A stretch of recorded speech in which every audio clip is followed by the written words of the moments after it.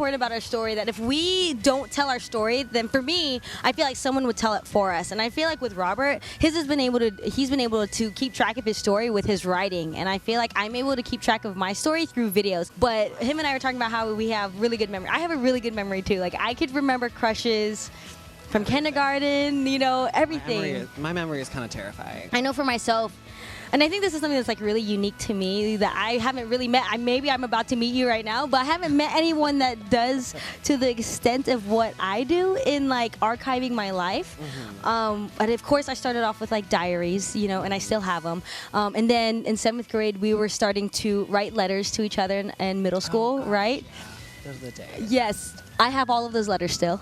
See, I'm such a sentimental person. I keep everything. Exactly.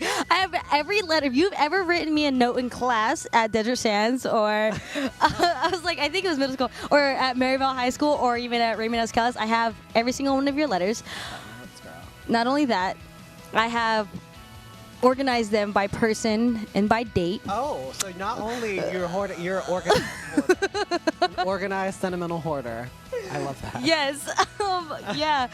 But you know what's really interesting, and I say this because I recently got in contact with one of my exes, my very first ex, actually. No, not like that. But I was reading our letters recently because I was doing this project called a life calendar. It has your calendar from 1 to 52, and then 1 to 89. And at this very last square is when we turn 90.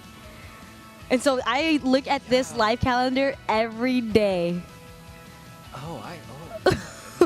So point blank period, I reached out to my ex and I was like, hey, when did we get to, I was trying to remember dates, and I was like, I'm just gonna go back to the letters because of course we were talking. We were texting. So when did this happen? Wait, now I need to know. Wait, what happened?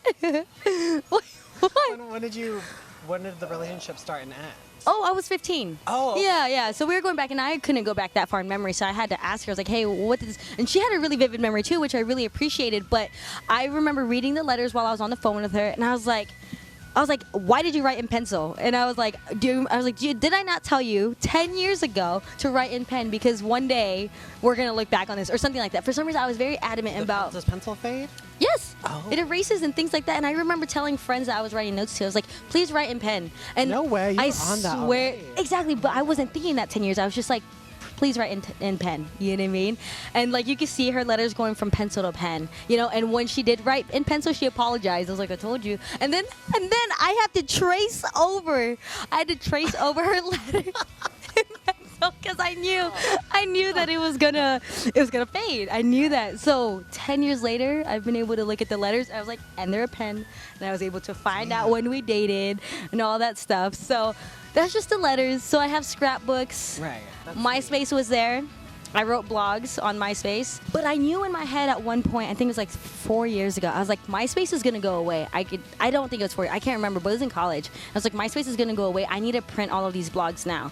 Next thing you know, MySpace turned into music. So I printed out the blogs. I'm just saying, I go down to detail and making sure that I know my story before anybody else could tell my story. And it's really important. I could go on with how many things that I keep just to make sure I got my story right. Because I don't want no one else to tell it for me. I feel like sometimes, not just even about like archiving my story when I write. It's a lot of it has to do with that. It's like a way of moving on and like closing a chapter. So like when you're able to look at that, you can see it for what it is, a chapter of something, and able to move past it. And once it's kind of out there in writing, it's kind of that's done. And it's like you have all these different chapters of your life, and I think that's a good way for me personally to organize it and to separate it out and to keep going.